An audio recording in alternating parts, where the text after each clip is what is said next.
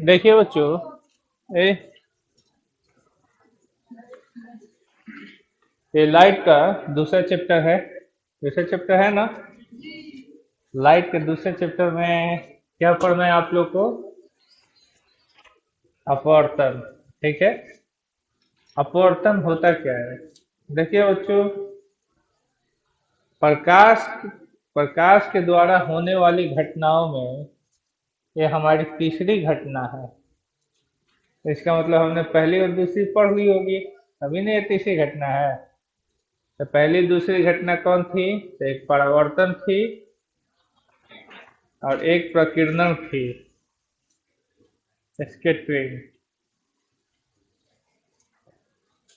परावर्तन और प्रकीर्णन की घटना, ये दोनों घटनाएं अपारदर्शी पदार्थों में होती है। किसमें होती है? अपारदर्शी पदार्थों में। लेकिन अपवर्तन की घटनाएं किसमें होती है बच्चों? पारदर्शी पदार्थों में होती है। ठीक है। देखिए होता क्या है कि पारदर्शी पदार्थों में प्रकाश की किरणें आसानी से प्रवेश कर जाती है, लेकिन अपारदर्शी पदार्थों में नहीं। तो जब भी प्रकाश की किरणें पारदर्शी पदार्थों में प्रवेश करती है, तो प्रवेश करने के बाद प्रकाश की किरणों में कुछ बदलाव आ जाता है। क्या आ जाता है? कुछ बदलाव आ जाता है, और उसी बदलाव को हम अपवर्तन की घटना के तहत अध्ययन करते हैं।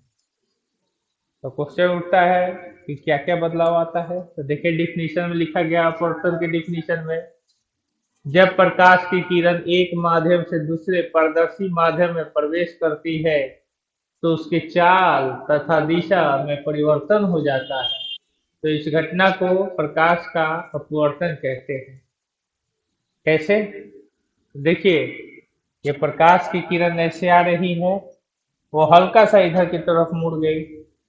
मुड़ गई ना? ये तो जाना चाहिए था इसको इस दिशा में, इस दिशा में जाना चाहिए था, लेकिन हल्का सा मुड़ गई, तो इसकी दिशा में परिवर्तन हो गया। तो हम कहें कि प्रकाश की किरणों का अपवर्तन हो गया। क्या हो गया बच्चों? अपवर्तन हो गया। इसको हम कहते हैं बच्चों आपतित किरण। कौन सी किरण बच्चों? और इसको हम कहते हैं बच्चों अपवर्तित किरण। ठीक है। और ये है बच्चों नॉर्मल, यानी अभिलंब, जो सतह से कितने डिग्री पर होता है बच्चों? ये 90 डिग्री होता है। समझ में आया? अब ये देखिए बच्चों, क्वेश्चन कह रहा है कि ये प्रकाश की किरण क्यों मुड़ गई? क्योंकि ऊपर जो बच्चों है, पहला माध्यम हमारा हवा है, और नीचे वाला माध्यम हमारा क्या है बच्चों? पानी है। हवा को हम लोग विरल माध्यम कहते हैं, विरल माध्यम कहते हैं। और पानी को हम लोग क्या कहते हैं बच्चों? सघन माध्यम कहते हैं। और जब प्रकाश की किरण विरल माध्यम से सघन माध्यम में आती है, तो अभिलंब की तरफ झुक जाती है। यानी ये थोड़ा सा अभिलंब की तरफ क्या हो गई बच्चों? झुक गई। ठीक है। समझ में आ गया? नहीं आया? आ गया। और जब अभिलंब की तरफ झुक जाती है बच्चों, तो यहाँ पे समझना, ये है आपतित किरण और ये है बच्चों अभिलंब। आपतित किरण और अभिलंब के बीच में बना हुआ कोण आपतन का कोण कहलाता है। ठीक है।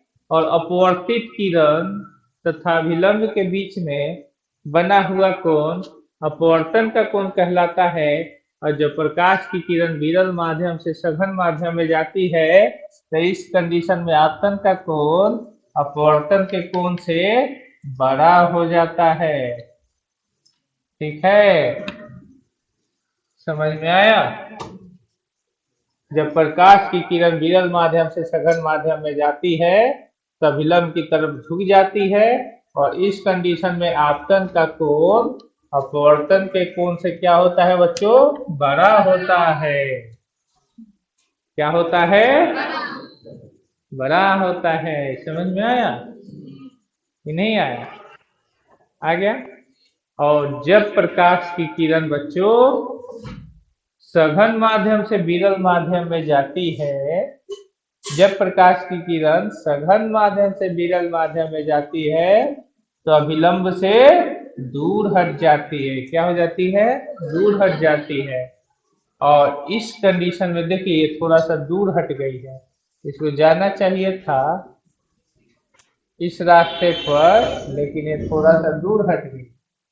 तो इस कंडीशन में हम कह सकते हैं कि यहाँ पे आपतन का कोण आई और अपवर्तन का कोण आर, आपतन का कोण आई और अपवर्तन का कोण आर। देखिए ये जो प्रकाश की किरण पहले जो जा रही है यहाँ पे, इसको हम आपतित किरण कहेंगे बच्चों। कौन सी किरण? और इस किरण को कौन सी किरण? अपवर्तित किरण। अपवर्तित किरण। आपतित किरण और अभिलंब के बीच में बना हुआ कोण आपतन का कोण, अपवर्तित किरण और अभिलंब के बीच में बना हुआ कोण अपवर्तन का कोण। और इस कंडीशन में बच्चों कोण आई लेस देन क्या हो जाएगा? कोण आर। कोण आई लेस देन कोण आर। ठीक है बच्चों, जब प्रकाश की किरण सघन माध्यम से विरल माध्यम में जाती है तो अभिलंब से दूर हट जाती है। इस कंडीशन में हो जाता है बच्चों कोण आई लेस देन कोण आर। समझ में आया बच्चों? बोलिए कि नहीं आया?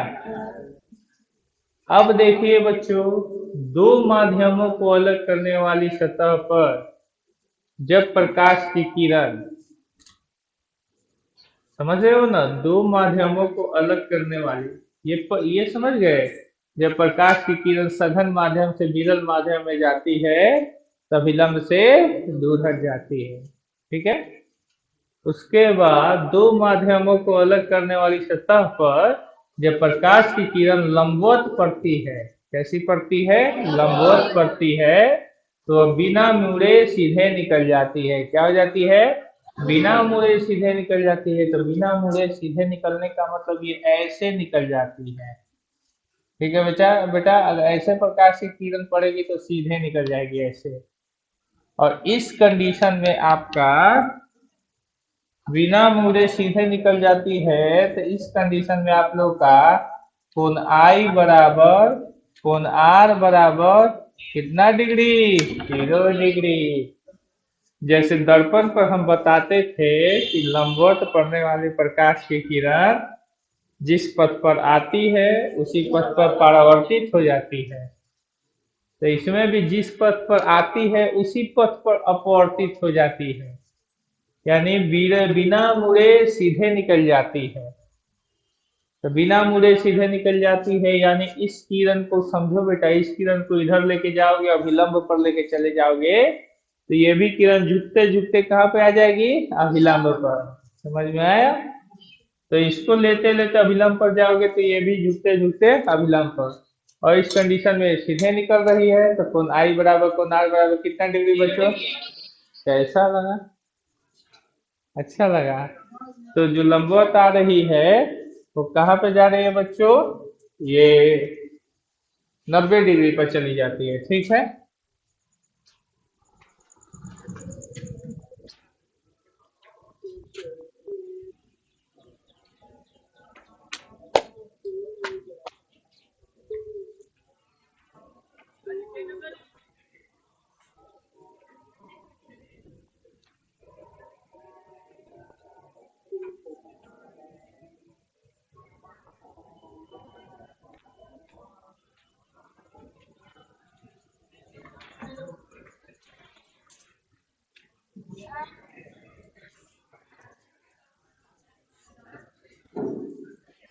देखिए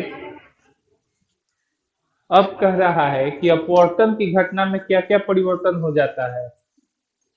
तो देखिए बच्चों, अपवर्तन की घटना में सबसे पहले तो प्रकाश की दिशा में परिवर्तन हो जाता है, और दूसरा प्रकाश की चाल में।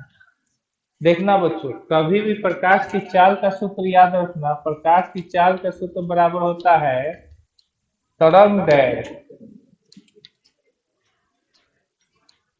तरंग दैर्घ्य गुने आवृत्ति। समझ रहे हो बेटा? प्रकाश की चाल का सूत्र होता है तरंग दैर्घ्य गुने आवृत्ति। यानी चाल को हम सी से सूचित करते हैं। सी बराबर न्यू लेमडा। सी बराबर न्यू लेमडा।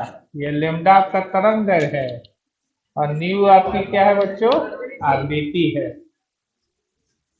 तो प्रकाश की चाल में परिवर्तन करने के लिए आपको किसमें परिवर्तन करना पड़ेगा? या तो तरंग दैर्घ्य में परिवर्तन करना पड़ेगा, नहीं तो आवृत्ति में परिवर्तन करेगा। ठीक है? तो इसीलिए जब भी प्रकाश की दिशा में परिवर्तन हो तो ठीक है, चाल में परिवर्तन हो रहा है यानी चाल में परिवर्तन होने का कारण होता है कि आवृत्ति में भी परिवर्तन हो जाएगा और तरंगदैर्घ्य में भी परिवर्तन हो जाएगा। यहाँ पे लिखे अब अपवर्तन की घटना में प्रकाश की चाल आवृत्ति दिशा में परिवर्तन हो जाता है। तरंगदैर्घ्य नहीं ना लिखे है, तरंगदैर्घ्य एक जोड़ लेना है यहाँ पे। तरंगदैर्घ्य,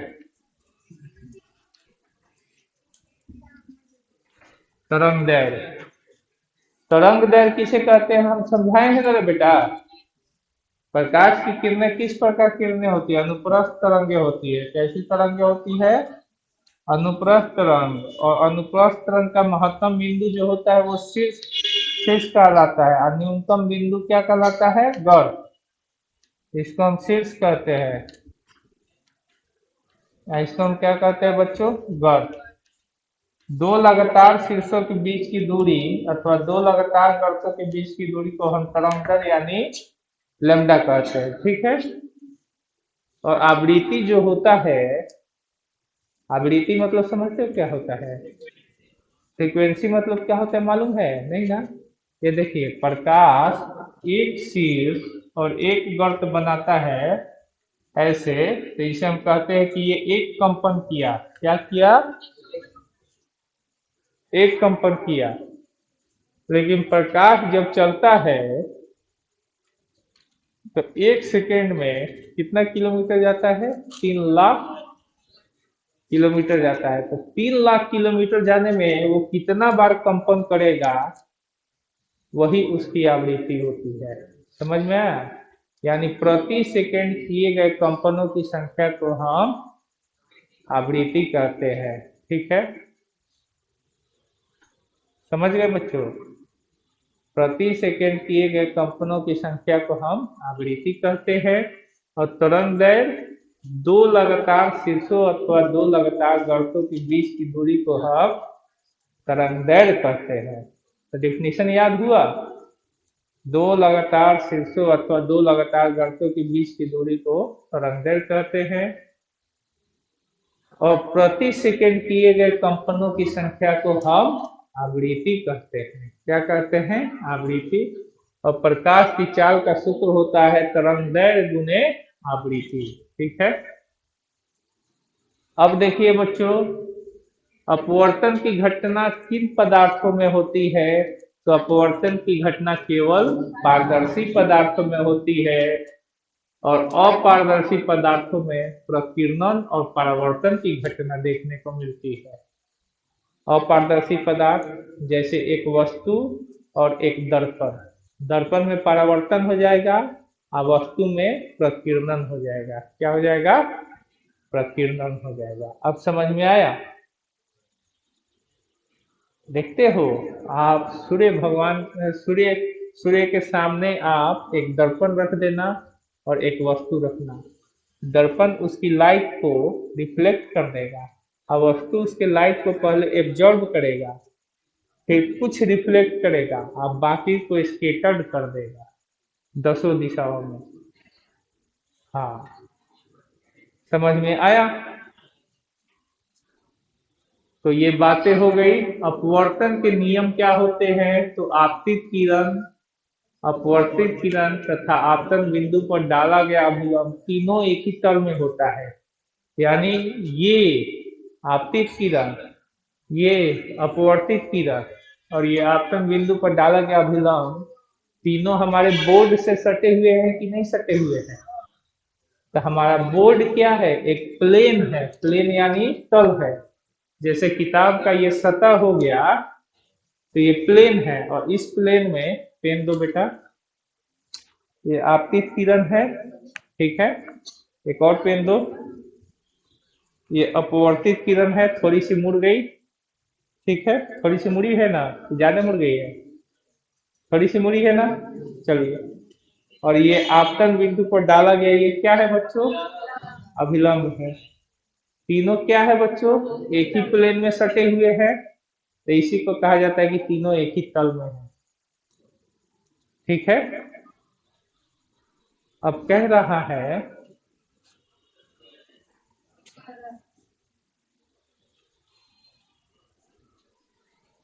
प्रकाश के किसी खास रंग के लिए, यानी कोई एक कलर, श्वेत प्रकाश कितने रंगों का मिश्रण होता है? 7। उसमें से कोई एक रंग को चुन लो, उसको किसी भी कोण पर डालोगे, चाहे कम करके डालो चाहे ज्यादा करके डालो, तो जो यहाँ पे आपतन कोण बनेगा और जो अपवर्तन कोण बनेगा, इनकी जया, जया मतलब साइन, यानी साइन आई और बटा में साइन आर, इन दोनों का रेशियो करोगे तो हमेशा एक फिक्स मान आएगा। क्या आएगा?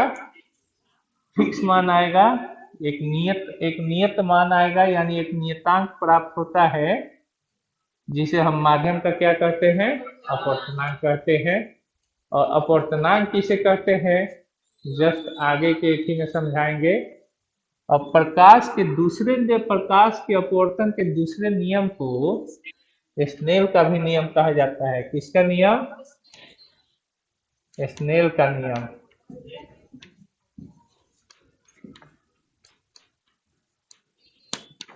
चलिए बच्चों, और स्नेल के नियम से साइन आई बटा में sine r is equal to mu हो जाता है। क्या हो जाता है? म्यू, जो हम आगे पढ़ाएंगे आप लोगों को, ठीक है ना।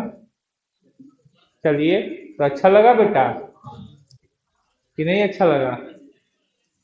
अच्छा लगा। तो ये प्रकाश के दूसरे नियम को हम क्या कहते हैं बच्चों? स्नेल का भी नियम कहते हैं। नोट डाल के आप लोग लिख लेना, और जो बची हुई लाइनें हैं उसको भी लिख लेना। हम जहाँ पे जगह छोड़ते हैं, आप लोग भी वैसा ही जगह छोड़ छोड़ के लिखिएगा, ठीक है बच्चों। तो उतारना चाहोगे? जो बचा हुआ है उतार लीजिए।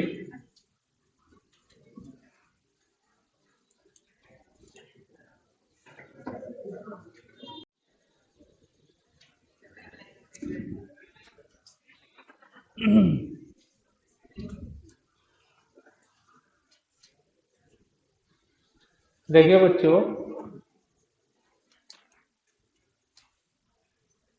स्नेल का नियम क्या कहता है बच्चों?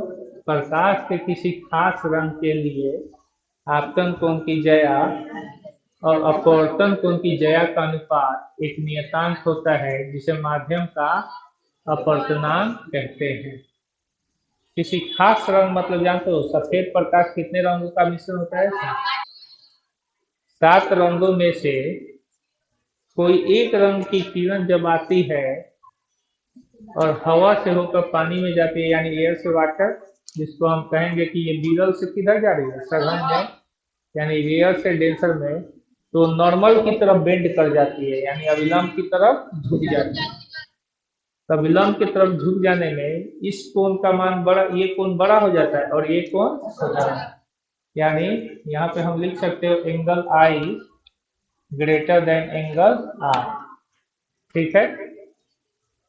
तो एंगल आई में जब हम साइन लगा देते हैं और एंगल आर में भी साइन लगा के दोनों का हम रेशियो निकालते हैं, इसको हम कहेंगे आई, यानी आपतन कोण, इंसिडेंट एंगल।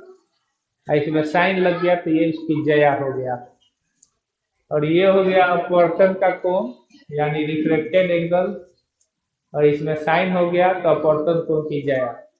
तो आपतन कोण की जया और अपवर्तन कोण की जया, यानी साइन ऑफ इंसिडेंट एंगल और साइन ऑफ रिफ्लेक्टेड एंगल, दोनों का रेशियो यानी अनुपात हमारा क्या आया? म्यू। म्यू एक कांस्टेंट है, क्या है? इसका मान कभी नहीं बदल सकता है, फिक्स रहेगा एकदम। और यही क्या कहलाता है, अपवर्तनांक या रिफ्रैक्टिव इंडेक्स। अभी हम वाटर लिए हैं यहाँ पे, तो हमारा ये न्यू वाटर हो जाएगा। यानी हमने किसका रिफ्रैक्टिव इंडेक्स निकाला, वाटर का। यानी हमने पानी का अपवर्तनांक निकाला। ठीक है बच्चों। अब देखिए बच्चों, अपवर्तनांक का एक और डिफिनेशन होता है रिफ्रैक्टिव इंडेक्स का। निर्वात में प्रकाश की चाल और उस माध्यम में प्रकाश की चाल के अनुपात को हम क्या करते हैं बच्चों, अपवर्तनांक करते हैं। यानी लाइट के लाइट का स्पीड किस में लेंगे, वैक्यूम में, और लाइट का स्पीड उस मीडियम में लेंगे, तो दोनों का रेशियो करेंगे तो हमारा रिफ्रैक्टिव इंडेक्स निकलेगा, अपवर्तनांक निकलेगा। निर्वात में प्रकाश की चाल बटा में उस माध्यम में प्रकाश की चाल। निर्वात में जितना प्रकाश की चाल होता है वही हवा में ही होता है। तो यहाँ पे प्रकाश जिस वेलोसिटी से आ रही है उसको हम c ले लेंगे, और यहाँ पे जिस वेलोसिटी से इसमें प्रवेश की वो v हो जाएगा, और ये v का मान हमेशा इससे कम होगा। क्या होगा, कम होगा। तो यही mu is equal to c by v हो जाएगा। ये c जो है speed of light in the vacuum है, और ये v क्या है, speed of light in that medium. यानी निर्वात में प्रकाश की चाल ये है और उस माध्यम में प्रकाश की चाल है। ठीक है। अब हम कहेंगे बच्चों कि हवा के लिए म्यू का मान 1 क्यों होता है। तो देखिए, निर्वात में भी प्रकाश की चाल उतना ही होता है जितना हवा में होता है। तो हवा हवा को नीचे रखेंगे और निर्वात वाले को ऊपर रखेंगे, तो दोनों का वैल्यू सेम है, तो दोनों कट के कितना हो जाएगा, लेकिन दूसरे माध्यम के लिए, अदर मीडियम के लिए, यानी गैसियस माध्यम को छोड़ दिए जाए तो दूसरे माध्यम में आएंगे लिक्विड और सॉलिड में, तो लाइट का स्पीड क्या हो जाता है, कम हो जाता है। क्या हो जाता है, कम हो जाता है, प्रकाश की चाल कम हो जाती है। तो जब इसका मान कम हो जाएगा तो म्यू का मान 1 से क्या हो जाता है, बड़ा हो जाता है। जैसे यहाँ पे देख रहे हो ना, म्यू का मान कम हो गया, समझ लो, तो 1 से बड़ा हो जाता है। ठीक है। तो सबसे ज्यादा म्यू का मान किसमें होता है, गैसियस में कि सॉलिड में, सॉलिड में होता है सबसे ज्यादा, क्योंकि इसमें सबसे ज्यादा स्पीड स्पीड क्या होती है, कम होती है। और सबसे ज्यादा किसमें होती है, इसमें स्पीड होती है, इसलिए इसका मान सबसे कम हो जाता है। यहाँ पे हम लिखते हैं म्यू जी जो है वो गैसीय माध्यम का अपवर्तनांक है, म्यू एल द्रव माध्यम का अपवर्तनांक, म्यू एच ठोस माध्यम का अपवर्तनांक। ठीक है। जी जी जो है वो गैसीय माध्यम में प्रकाश की चाल, और ये द्रव माध्यम में प्रकाश की चाल, और ये ठोस माध्यम में प्रकाश की चाल। तो ठोस माध्यम में प्रकाश की चाल सबसे कम होती है, सॉलिड मीडियम में स्पीड का लाइट कम होता है, और इससे ज्यादा किसका होता है, लिक्विड का स्पीड होता है, और उससे कम सबसे ज्यादा किसका होता है, गैस का होता है। और जब हम सब में सी बटा में वी जी, सी बटा में वी एल, सी बटा में वी एस कर दे, तो बताइए हमें क्या हो जाएगा, सबसे ज्यादा मान किसका हो जाएगा। तो मान लीजिए, समझिए यहाँ पे सी के मान को हम 4 ले लेते हैं, और सॉलिड में 1 हो गया, लिक्विड में 2 हो गया, गैस में 3 हो गया, सब में भागा देंगे तो सबसे ज्यादा किसमें आ गया बेटा जी, बोलिए तो सॉलिड में, और उससे कम लिक्विड में, सबसे कम। तो ये सॉलिड हो गया, ये लिक्विड हो गया, ये गैस हो गया। इसलिए mu S greater than mu A और mu L greater than mu G हो गया। ठीक है। तो म्यू जी यानी गैसीय माध्यम का अपवर्तनांक, म्यू एल, सब समझ में आ गया बेटा। अच्छा लगा आज का क्लास। चलिए।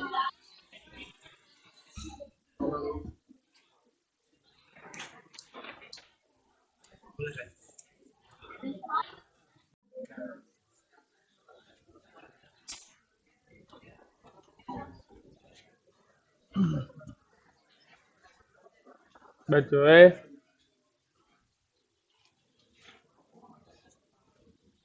यहाँ पे देखिए, पार्श्विक विस्थापन किसे कहते हैं, इसका इंग्लिश नाम होता है लेटरल डिस्प्लेसमेंट। पार्श्विक विस्थापन मतलब होता है, देखिए जब भी प्रकाश की किरणें किसी भी पारदर्शी माध्यम पर पड़ती है तो वो अपवर्तित हो जाती है। अपवर्तित होने के ड्यूरेशन में उसका दिशा में बदलाव आ जाता है, चाल में बदलाव आ जाता है। इसी बदलाव की घटना को हम अपवर्तन कहते हैं। यानी प्रकाश की किरणें जब एक माध्यम से दूसरे माध्यम में जाती है तो उसमें कुछ बदलाव आ जाते हैं। वो बदलाव की घटना जो है हमें अपवर्तन के नियम द्वारा पढ़ने को मिलता है। अब इसी में होता है एक समतल कांच की पट्टी। समतल कांच की पट्टी समझते हो क्या होता है? मोटा सा शीशा, मोटा शीशा, और मोटे शीशे से जब प्रकाश की किरणें अपवर्तित होती है तो एक घटना देखने को मिलता है बच्चों, पार्श्विक विस्थापन। पार्श्विक विस्थापन क्या होता है तो समझिए, देखो पार्श्विक विस्थापन लिखा है जब प्रकाश की किरण समतल कांच की पट्टी पर पड़ती है, समतल कांच की पट्टी पर पड़ती है तो उसका अपवर्तन हो जाता है। अपवर्तन के फलस्वरूप आपतित प्रकाश की किरण तथा निर्गत प्रकाश की किरण के बीच लंबवत दूरी को हम पार्श्विक विस्थापन कहते हैं। जैसे देखिए बच्चों, प्रकाश की किरण यहाँ से चली ना, तो ये है बच्चों आप लोग का हवा। क्या है? हवा। हवा से होकर वो किस में प्रवेश कर रही है? कांच में। हवा कैसा माध्यम है? विरल माध्यम है, पतला माध्यम है। कांच कैसा माध्यम है बच्चों? सघन माध्यम है, यानी मोटा माध्यम है। तब प्रकाश की किरण जब विरल माध्यम से सघन माध्यम में प्रवेश करती है तो जिस दिशा में जाना चाहिए था उससे थोड़ी सी झुक जाती है। और किधर की तरफ झुकती है? अभिलंब की तरफ झुकती है। ठीक है, तो ये आपतन का कोण आई हो जाता है, या अपवर्तन का कोण I। और जब प्रकाश की किरणें कांच से हवा में बाहर निकलती है, जब प्रकाश की किरणें कांच से हवा में बाहर निकलती है तो भी उसका अपवर्तन होता है। क्या होता है? तो भी अपवर्तन होता है, और यहाँ पे आपतन का कोण आर हो जाता है और अपवर्तन का कोण आई हो जाता है। अब देखिए, जिस तरह से वो आपतित हुई और जिस तरह से वो निर्गत हुई, तो आपतित किरण को जब हम आगे बढ़ाते हैं तो ये आपतित किरण निर्गत किरण से समानांतर हो जाती है। क्या हो जाती है? समानांतर हो जाती है। यानी समतल कांच की पट्टी पर जब प्रकाश की किरण का अपवर्तन होता है तो आपतित प्रकाश की किरण और निर्गत प्रकाश की किरण आपस में क्या होती है बच्चों? समानांतर होती है। और इस समानांतर दूरी को, यानी इस डी को ही हम क्या कहते हैं बच्चों? पार्श्विक विस्थापन कहते हैं। अब समझ में आया? समतल कांच की पट्टी पर पड़ने वाली प्रकाश की किरण अपवर्तित होती है। अपवर्तित होने के बाद जब हम आपतित किरण और निर्गत किरण को देखते हैं तो वो दोनों आपस में समानांतर होते हैं, और उनके बीच की लंबवत दूरी को ही हम क्या कहते हैं बच्चों? पार्श्विक विस्थापन कहते हैं। ठीक है, अब हम आगे बढ़ते हैं बच्चों। आपेक्षिक अपवर्तनांक किसे कहते हैं? आपेक्षिक अपवर्तनांक का डिफिनीशन होता है, दो माध्यमों के निरपेक्ष अपवर्तनांक को हम क्या कहते हैं बच्चों? आपेक्षिक अपवर्तनांक कहते हैं। दो माध्यमों के निरपेक्ष अपवर्तनांक मतलब क्या होता है? इससे पहले आप लोग अपवर्तनांक पढ़े हैं। क्या पढ़े हैं? अपवर्तनांक। तो किसी माध्यम का अपवर्तनांक हम किसके रेस्पेक्ट में निकालते हैं? तो निर्वात के रेस्पेक्ट में। किसके रेस्पेक्ट में? निर्वात के रेस्पेक्ट में। हम हमेशा देखते थे कि प्रकाश की किरण में निर्वात को ऊपर रखा जाता था, समझ रहे हो ना? निर्वात को ऊपर रखा जाता था और माध्यम को नीचे, यानी पहला माध्यम हमारा निर्वात होता था। ठीक है, और दूसरा माध्यम हमारा जो जिसका अपवर्तनांक निकालना है उसी को रखा जाता था। लेकिन अपेक्षिक अपवर्तनांक में जरूरी नहीं है कि पहला माध्यम निर्वात हो। पहला माध्यम अगर लिक्विड होगा तो दूसरा माध्यम ठोस हो सकता है। अगर पहला माध्यम ठोस होगा तो दूसरा माध्यम, यानी लिक्विड के सापेक्ष ठोस का अपवर्तनांक निकालना, ठोस के सापेक्ष लिक्विड का अपवर्तनांक निकालना, इसी को हम कहते हैं बच्चों अपेक्षिक अपवर्तनांक। ठीक है। तुम्हारे दोस्त के सापेक्ष तुम्हारा इंटेलिजेंसी निकालना, मतलब तुम कितने तेज हो, चाहे तुम्हारे सापेक्ष तुम्हारे दोस्त का इंटेलिजेंस निकालना कि वो कितनी बुर्बक है और बकलोल हैं। इसी को कहते हैं अपेक्षिक अपवर्तनांक। इसमें कोई बाउंडेशन नहीं होगा कि पहला मीडियम क्या होगा, लेकिन अपवर्तनांक में तो बाउंडेशन है कि पहला माध्यम क्या होना चाहिए, निर्वात होना चाहिए। और निर्वात में प्रकाश की चाल सबसे ज्यादा होता है 3 × 10⁸ मीटर पर सेकेंड। ठीक है। तो अपेक्षिक अपवर्तनांक समझ गए बच्चों। तो यहाँ पे देखिए पहला माध्यम हम पानी लिए हैं, दूसरा माध्यम शीशा। पानी में प्रकाश की चाल VW है, शीशे में प्रकाश की चाल VG है। पानी का अपवर्तनांक μW है, शीशे का अपवर्तनांक μG है। पानी में आपतन का कोण I है, शीशे में अपवर्तन का कोण I है। ठीक है। यहाँ पे सब लिख दिए हैं। VW देख रहे हो, VG, μW और μG। अब देखिए हमें निकालना है वाटर का रिफ्रैक्टिव इंडेक्स किसके रेस्पेक्ट में, ग्लास के। यानी पानी का अपवर्तनांक किसके रेस्पेक्ट में निकालना है, शीशा के। अच्छा इसको ऐसे भी लिखेगा, पानी का अपवर्तनांक किसके रेस्पेक्ट में, शीशा के। तो जिसका अपवर्तनांक जिसके रेस्पेक्ट में निकालना हो, तो जिसका अपवर्तनांक निकालना हो वो पहले ऊपर और जिसके रेस्पेक्ट में निकालना उसको नीचे। ठीक है। μW बराबर क्या हो सकता है, हम पढ़ाए ना, पानी का अपवर्तनांक निकालना होगा तो निर्वात में प्रकाश की चाल और पानी में प्रकाश की चाल। शीशे का अपवर्तनांक निकालना है तो निर्वात में प्रकाश की चाल, शीशे में प्रकाश की चाल। ठीक है बेटा। अब देखिए, अब जानते ही हो कि पलटी मार देता है तो C से C क्या हो जाएगा, कैंसिल। और VG कहाँ चला जाएगा, ऊपर, और VW रह जाएगा नीचे। बाकी ये सब जस के तस उतर गए। ठीक है। फिर ये जस के तस उतर गए और VG बटा में क्या हो गया बच्चों, VW।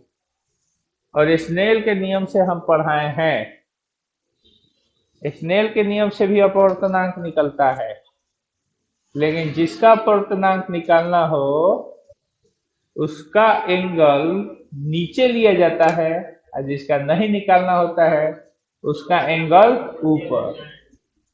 तो बताइए इसमें किसका निकालना है, वाटर का ना। तो वाटर का निकालना हो तो वाटर का एंगल नीचे चला जाएगा और जिसका नहीं निकालना है उसका एंगल ऊपर। तो वाटर का एंगल आइए ना है, तो साइन आई नीचे आ जाएगा, जिसका नहीं निकालना है साइन आर ऊपर चला जाएगा। ठीक है बेटा, समझ गए। अब देखिए कह रहा है एक माध्यम के सापेक्ष में, मतलब आपके सापेक्ष में आपके दोस्त का टैलेंट निकालना। समझ में आया। एक माध्यम के सापेक्ष में दूसरे माध्यम का अपवर्तनांक निकालना ही अपेक्षिक अपवर्तनांक कहलाता है। समझ में आया। आपके रेस्पेक्ट में सब कुछ आपका दोस्त का निकालना या आपके दोस्त के रेस्पेक्ट में आपका निकालना। जैसे यहाँ पे अगर वाटर को तुम खुद अपने आप को मान लो तो गिलास आपका दोस्त है, तो आपका निकाला जा रहा है गिलास के रेस्पेक्ट में, मतलब आपके दोस्त के रेस्पेक्ट में। लेकिन अभी यहाँ पे क्या निकलेगा, तो आपके दोस्त का निकाला जाएगा किसके रेस्पेक्ट में, आपके रेस्पेक्ट में। समझ में आया बेटा। तो μGW बराबर μG बटा में μW। समझ में आया। यानी गिलास का निकाला जा रहा है किसके रेस्पेक्ट में, वाटर के। तो म्यू जी बटा में म्यू डब्ल्यू बराबर सी बटा में भी जी, और ये सी बटा में भी डब्ल्यू है। म्यू डब्ल्यू हो जाएगा ना, सी बटा में म्यू डब्ल्यू, म्यू जी बराबर सी बटा में भी जी है। अपर्तनांक तो पढ़े ही हो, निर्वात में प्रकाश खिंचाव।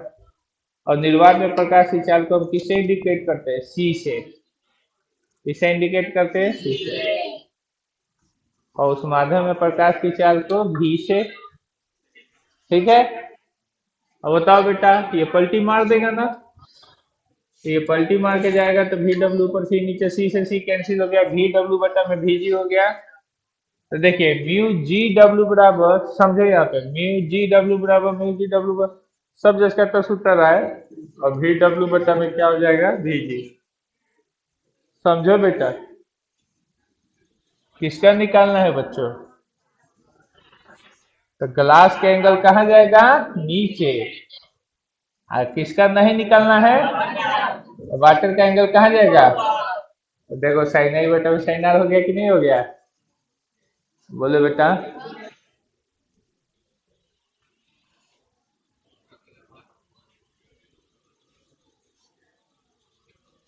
म्यू जी डब्ल्यू गुने म्यू डब्ल्यू जी बराबर कितना होगा?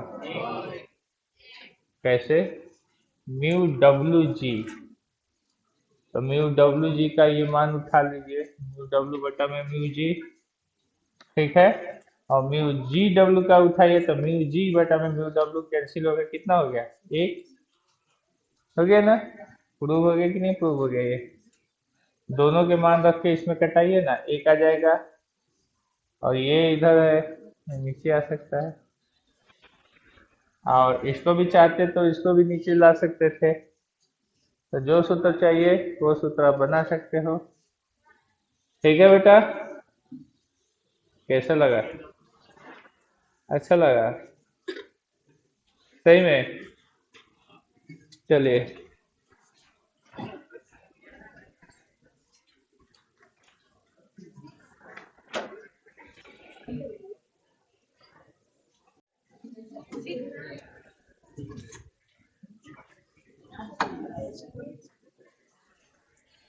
देखिए बच्चों,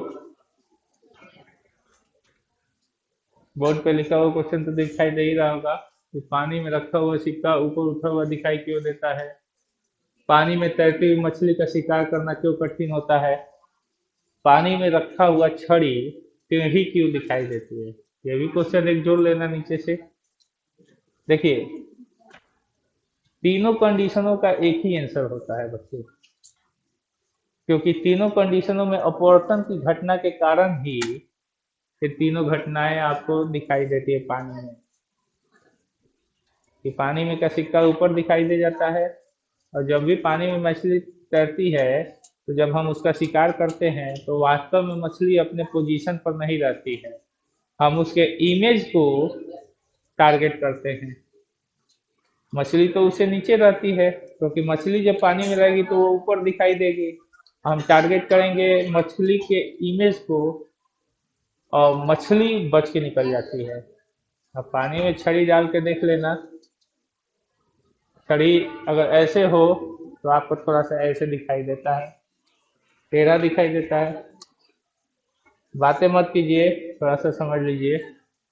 देखिए, पानी में जो भी वस्तु रखी होती है, उस वस्तु को देखने के लिए सबसे पहले प्रकाश स्रोत से आकर प्रकाश उसे टकराता है, और उससे चलने वाली प्रकाश की किरण जब, मतलब पानी के अंदर रखी हुई वस्तु में, ए कौन बात कर रहा है जी? पानी में रखी हुई वस्तु से जब प्रकाश स्रोत से प्रकाश की किरणें आकर टकराती है, तो टकरा कर उससे निकलने वाली किरणें पानी से होकर कहाँ पे जाती है? हवा में। तो जब भी वो हवा में प्रवेश करती है तो वो किरणें अपवर्तित हो जाती है, और अपवर्तित हुई किरणों को हम कितना भी आगे बढ़ा लें तो वो कहीं एक दूसरे से नहीं मिलती है। क्योंकि हम पढ़ाए हैं प्रतिबिंब का डिफिनीशन क्या होता है, कि जब भी किसी वस्तु से चलने वाली प्रकाश की किरण अपवर्तन या परावर्तन के बाद मिल जाए तो वहां पे उस वस्तु का प्रतिबिंब बन जाता है। लेकिन अगर कितना भी आप आगे बढ़ा ले, अगर वो नहीं मिले तो उसको पीछे बढ़ाना पड़ता है। क्या करना पड़ता है? क्योंकि आगे अपने से नहीं मिल रहे, इसका मतलब उसका वास्तविक प्रतिबिंब नहीं बन सकता है। तो क्या बनेगा बच्चों उसका? केवल काल्पनिक प्रतिबिंब बनेगा। और काल्पनिक प्रतिबिंब बनाने के लिए बच्चों अपवर्तित या परावर्तित हुई किरणों को क्या करना पड़ता है? पीछे बढ़ाना पड़ता है।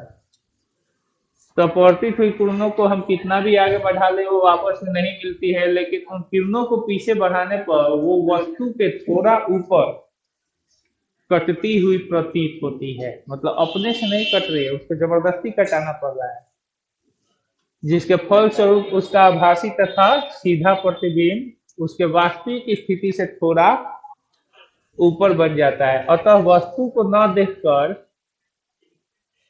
उसके प्रतिबिंब को देखते हैं हम। अतः पानी में रखा हुआ सिक्का ऊपर उठा हुआ दिखाई देता है, पानी में रखी हुई छड़ी टेढ़ी दिखाई देती है, और पानी में तैरती हुई मछली का शिकार करना कठिन होता है।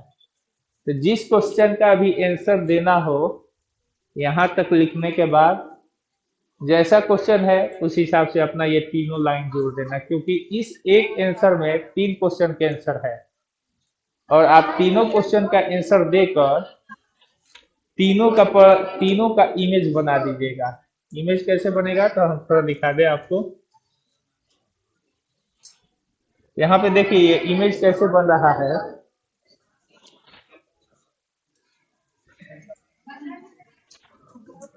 ये है बच्चों बर्तन, ठीक है। इस बर्तन में पूरी तरह से यहाँ पे पानी भरा हुआ है, ठीक है बच्चों। यहाँ पे रखा हुआ है हमारा सिक्का।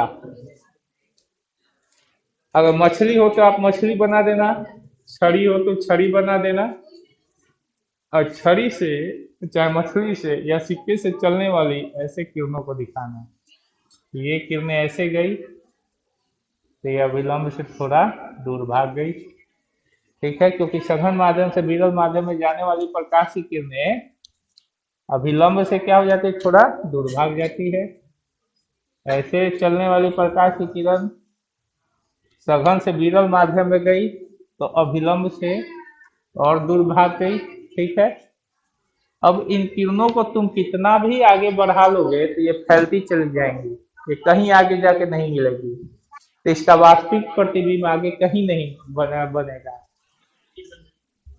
तब इन किरणों को हम जब पीछे बढ़ाएंगे बच्चों, इन किरणों को जब भी हम पीछे बढ़ाएंगे ऐसे,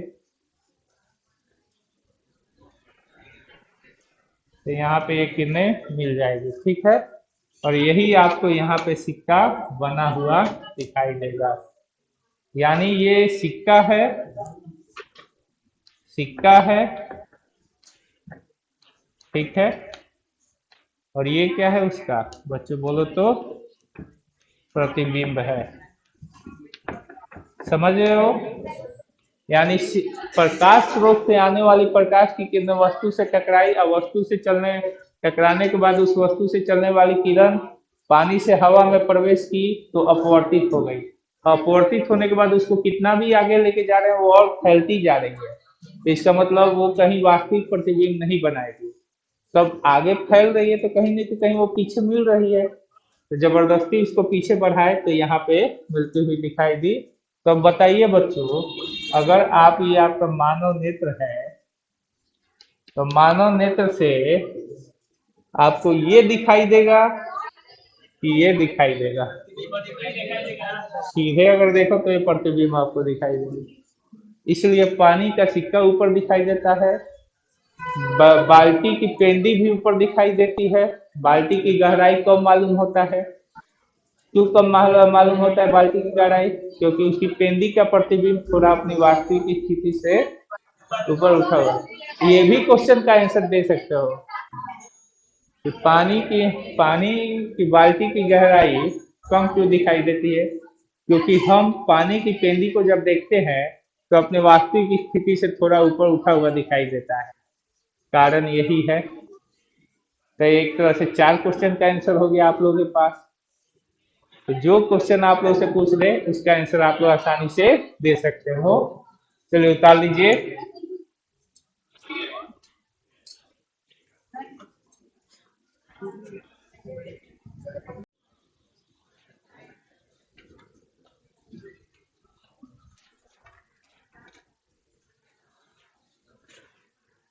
देखिए बाबू,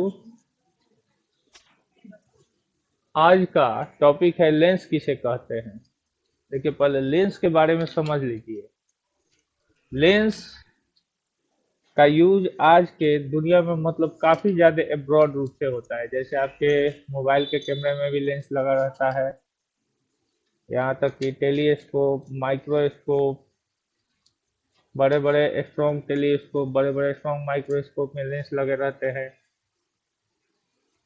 टेलीस्कोप क्या करता है, दूर की चीजों को दिखाता है। माइक्रोस्कोप छोटी चीजों को बड़ी करके दिखाता है। मतलब समझ लीजिए कि आप मच्छर के भी दांत गिन सकते हैं। आप मच्छर के भी दांत गिन सकते हैं, अगर मच्छर के दांत है तो। इतने स्ट्रॉन्ग माइक होता है नहीं। चलिए, तो लेंस की सहायता से मतलब बहुत बड़े बड़े काम हो रहे हैं बच्चों। लेंस होता क्या है, तो लेंस अपवर्तन की घटना पर काम करने वाला एक पारदर्शी पदार्थ होता है। इसका डिफिनीशन ऐसे भी लिख सकते हो, या दो पारदर्शी सतहों से घिरे हुए, दो पारदर्शी सतहों से घिरे हुए, सतहों कर दो, सतहों से घिरे हुए क्षेत्र,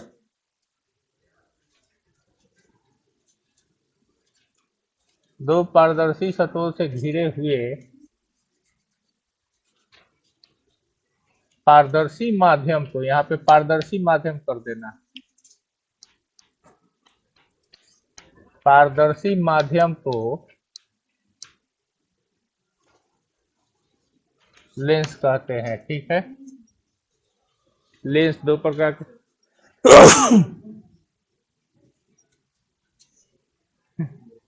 लेंस दो प्रकार के होते हैं, एक उत्तल लेंस और एक अवतल लेंस। इसमें अंतर यही है बच्चों, ये बीच में मोटा होता है और किनारे पर पतला होता है, और ये लेंस जो है बीच में पतला और किनारे पर मोटा होता है, साइड बाय साइड मोटा होता है। उत्तल लेंस, उत्तल लेंस जिसे हम कन्वेक्स लेंस भी कहते हैं, इसका जो सतह होता है उभरा होता है। ठीक है, देख लीजिए, उत्तल लेंस का जो सतह होता है वो उभरा होता है, और अवतल लेंस का सतह जो होता है, अवतल लेंस का जो सतह होता है वो अंदर की तरफ क्या होता है, धंसा होता है। ठीक है। उत्तल लेंस का डिफिनीशन होता है कि वह लेंस जो किनारे पर पतला तथा बीच में मोटा होता है, मतलब किनारे पर पतला होगा और बीच में मोटा, उसे उत्तल लेंस कहते हैं। उत्तल लेंस आपके मानव नेत्र में भी लगा रहता है। अब ये मत समझ लेना कि वो लेंस शीशा का है, नहीं। जिलेटिन जैसे मुलायम पदार्थ का बना होता है वो, और थोड़ा सा वो इस रूप में रहता है, हम बता रहे हैं थोड़ा सा वो इस रूप में रहता है। मतलब हल्का सा उत्तल होता है ये सतह, और ये सतह पूरा उत्तल होता है उसका। ठीक है। ये सब जब हम मानव नेत्र का जब हम स्ट्रक्चर आप लोगों को पढ़ाएंगे तब पता चलेगा। ठीक है बच्चों। अब देखिए, दोनों लेंस तो समझ लिए। अब यहाँ पे कुछ लेंसों के नाम जो होते हैं उसको समझना पड़ता है। जैसे ये लेंस है, तो इस लेंस में देखते हो कि ये भी उत्तल है और ये भी उत्तल है। तो उत्तल प्लस उत्तल, इसको हम कहते हैं उभयोत्तल या उत्तलोत्तल। ठीक है। और इधर देखिए, ये है समतल और ये है उत्तल। तो समतल प्लस उत्तल क्या लिखोगे, समतलोत्तल। ठीक है। और ये है बच्चों अवतल, और ये है बच्चों उत्तल, तो इसको लिखोगे बच्चों अवतलोत्तल। ठीक है। और ये देखिए, ये है अवतल, ये है अवतल। अवतल मतलब होता है अंदर की तरफ धंसा हुआ, समतल मतलब होता है सपाट। उत्तल मतलब होता है बच्चों उभरा हुआ, ठीक है। तो ये दोनों अंदर की तरफ धंसा है, तो दोनों सतह अवतल है, तो अवतल प्लस अवतल, अवतलावतल या उभयावतल, ठीक है। दोनों को जोड़ के नाम समझ में आ रहा है ना। यहाँ पे देखिए समतल प्लस में अवतल, तो समतल प्लस में अवतल क्या होगा बच्चों, समतलावतल, ठीक है। और ये हो जाएगा बच्चों उत्तल, ये साइड उत्तल है, उभरा हुआ, और ये अंदर की तरफ धंसा हुआ है, तो अवतल सॉरी उत्तल प्लस में अवतल क्या हो जाएगा, उत्तलावतल। नाम अब क्लियर हो गया सबको, बोलिए बच्चों। और पतला लेंस किसे कहते हैं, तो पतले लेंसों की फोकस दूरी अधिक होती है, और मोटे लेंसों की फोकस दूरी क्या होती है, कम होती है। ये याद रखना, पतला लेंस और मोटा लेंस कंसेप्ट आएगा। और ये फोकस दूरी क्या होती है, ये हम जस्ट अब आगे समझाएंगे। तो पतला लेंस किसे कहते हैं, थिन लेंस और थिक लेंस।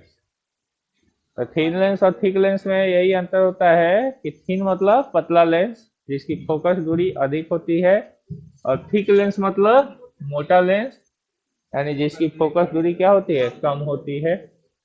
कैसे कम होती है, तो देखिए इसके जो गोले होते हैं ना, इसके गोले छोटे छोटे होते हैं, देख लीजिए ऐसे, इसके गोले, और यहाँ से ये आएगा तो ऐसे छोटा छोटा ये गोला हो जाएगा, ठीक है।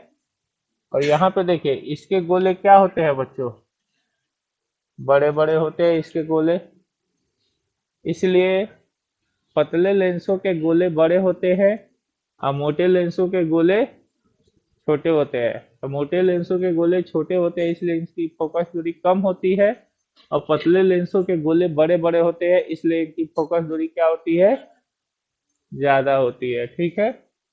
अब लिख रहा है कोई भी लेंस दो पारदर्शी गोले का भाग होता है, कितने गोले का भाग होता है, देख रहे हो ना, एक गोला, और इसमें भी एक गोला और दो गोला, यानी कोई भी लेंस दो पारदर्शी गोले का भाग होता है। और लेंस द्वारा किसी भी वस्तु का प्रतिबिंब किस घटना के फलस्वरूप बनता है बच्चों, अपवर्तन की घटना के फलस्वरूप, यानी लेंस में अपवर्तन की घटना होता है, और दर्पण में किसकी घटना होती है बच्चों, परावर्तन की घटना होती है, ठीक है। और वस्तुओं में किसकी घटना होती है बच्चों, प्रकीर्णन की घटना। हम किसी भी वस्तु को प्रकीर्णन के फलस्वरूप देखते हैं, हम आपको भी प्रकाश के प्रकीर्णन यानी स्कैटरिंग की घटना के फलस्वरूप देखते हैं। प्रकाश का प्रकीर्णन की घटना याद है ना, जब प्रकाश की किरण किसी भी वस्तु पर पड़ती है तो वस्तु पहले उस प्रकाश को अवशोषित करती है, फिर कुछ भाग को परावर्तित करती है, बाकी बचे हुए भाग को चारों दिशाओं में स्कैटर्ड कर देती है। तो इस प्रकार से ये हमारा वस्तु वस्तु को हम किसी वस्तु को आसानी से देख सकते हैं, जबकि दर्पण में परावर्तन होता है और लेंस में क्या होता है, अपवर्तन होता है। कल तो आप लोग सब समझ ही गए थे जब हम बताए थे कि पानी में रखी हुई छड़ी क्यों टेढ़ी दिखाई देती है, पानी में रखा हुआ सिक्का ऊपर उठा हुआ क्यों दिखाई देता है, पानी में तैरती हुई मछली का शिकार करना क्यों कठिन होता है, पानी बाल्टी में रखी हुई पानी से हमें बाल्टी की गहराई कम दिखाई देती है क्योंकि उसका पेंडी थोड़ा सा ऊपर उठा हुआ दिखाई देता है। ये सारे क्वेश्चनों का आंसर तो कल हुआ था, और ये सारे क्वेश्चन अपवर्तन की घटना के कारण होते हैं। किस घटना के कारण, अपवर्तन की घटना के कारण उनका काल्पनिक इमेज हम थोड़ा उनके वास्तविक पोजीशन से थोड़ा ऊपर उठा हुआ बनता हुआ दिखाई देता है, ठीक है बच्चों। इस प्रकार से हम अब अपवर्तन से रिलेटेड हम आगे के टॉपिक पढ़ेंगे कि लेंस में प्रतिबिंब कैसे बनते हैं। तो लेंस में प्रतिबिंब बनने से पहले लेंस से संबंधित कुछ मुख्य पदों को जानेंगे, जैसे वक्रता केंद्र, फोकस, फोकस बिंदु और फोकस दूरी, ये सब पढ़ेंगे हम लोग। और उसके बाद हम लेंस में किरण आरेख की बनावट पढ़ेंगे, रे डायग्राम। रे डायग्राम, बिना रे डायग्राम पढ़े आप किसी भी ऑब्जेक्ट का इमेज नहीं बना सकते हो। दर्पण में हम लोग रे डायग्राम पढ़े थे ना, कितने रे डायग्राम मिले थे हमें, 4। प्रधान अक्ष के समानांतर आएगी तो फोकस से जाएगी, फोकस से जाएगी तो प्रधान अक्ष के समानांतर हो जाएगी, ये सब हम पढ़े थे। तो चलिए इसमें भी आगे पढ़ेंगे, उतार ली हो ना।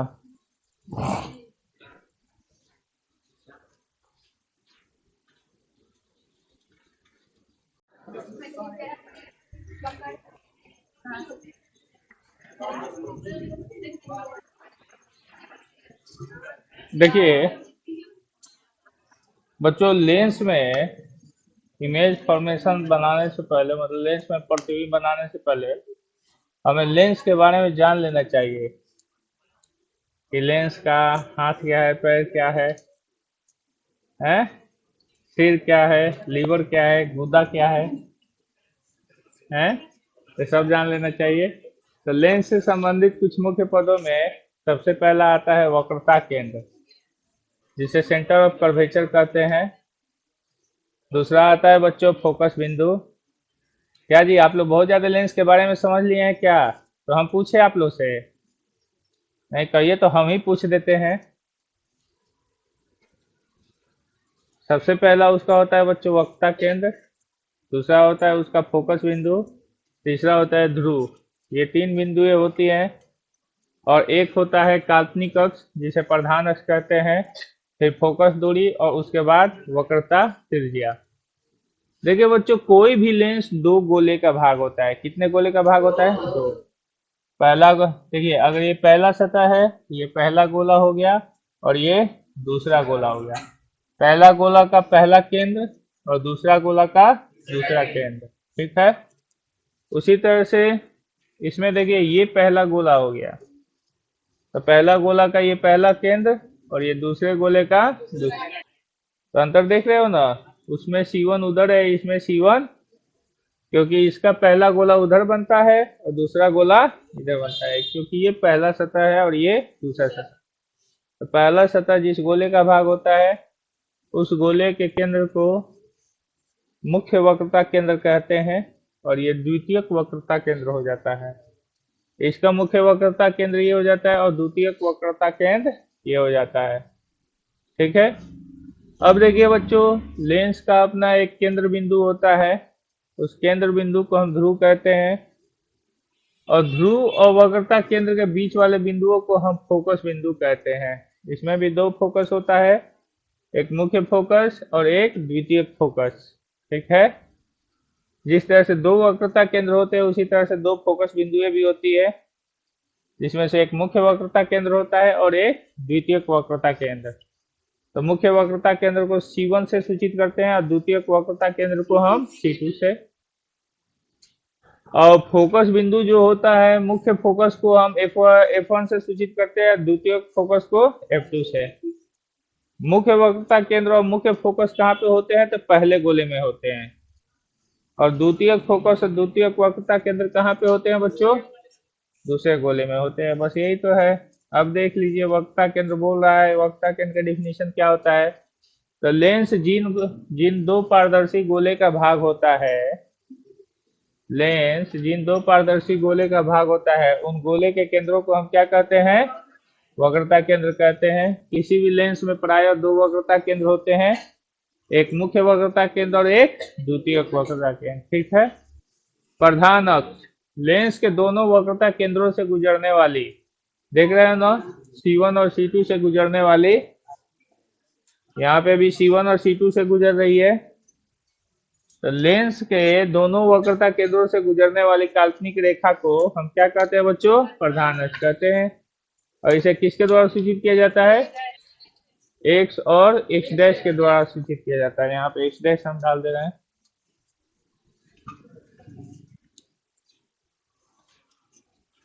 x डैश द्वारा सूचित किया जाता है। ठीक है बच्चों।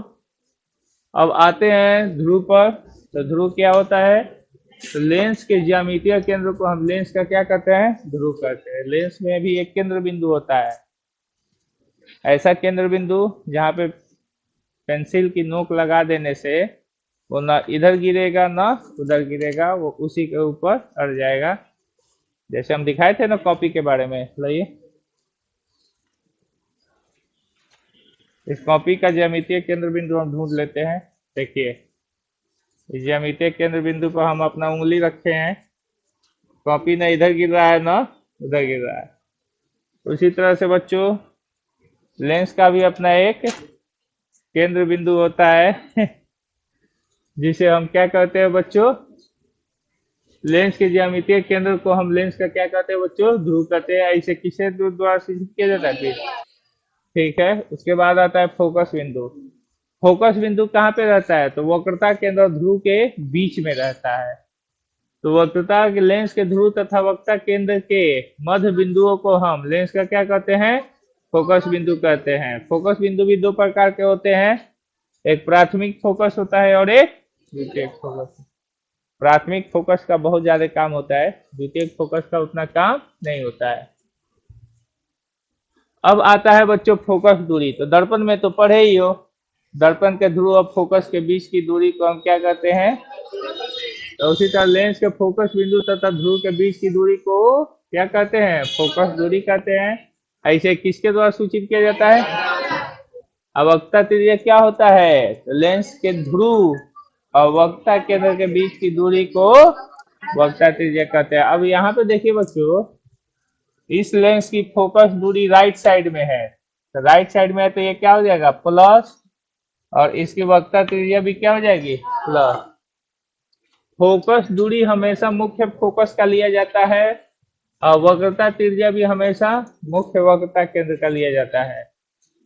इसका मुख्य फोकस बिंदु इधर है तो इसकी फोकस दूरी इधर हो जाएगी। अब मुख्य वक्रता केंद्र इधर है तो वक्रता त्रिज्या इधर हो जाएगी। तो ये दोनों किस में चला जाएगा बेटा, बोल? क्योंकि हम बताते हैं कि ध्रुव से बाएं साइड में आते हो तो माइनस में जाता है, और ध्रुव के दाहिने साइड में जाते हो तो, अरे एक्स अक्ष में ये रेखा धनात्मक होती है और ये रेखा, इसका मूल बिंदु कहाँ पे रहता है? ध्रुव पर। अरे चिन्ह परिपाटी नहीं पढ़ाए थे आप लोग को? तो चिन्ह परिपाटी के अनुसार सारी दूरियां कहाँ से नापी जाती है? तो ध्रुव से। अब दर्पण नहीं बोल सकते हो, अब लेंस में आ गए हो। लेंस के ध्रुव से नापी जाएगी। तो लेंस के ध्रुव से अगर अगर आप दाहिने साइड जा रहे हो तो प्लस हो जाएगा, आप बाएं साइड जा रहे हो तो माइनस। समझ में आ गया? कैसा लगा रहा बेटा? सारे कॉन्सेप्ट क्लियर? चलो, तो थोड़ा सा आज हम आप लोगों को